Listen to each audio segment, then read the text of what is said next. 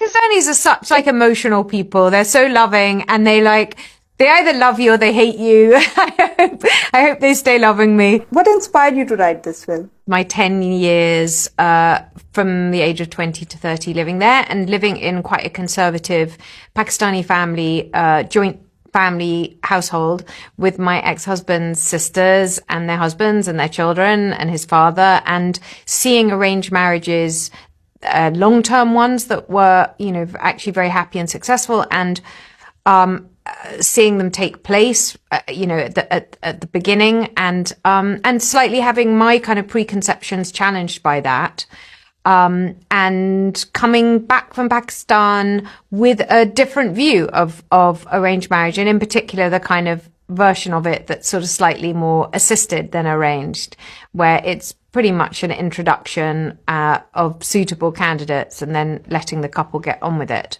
And I then came back when lots of my friends were kind of thinking of wanting to settle down and have kids. And, we used to have this conversation, if your parents arranged your marriage, who would they choose and would it work? So that's where the idea originally comes from.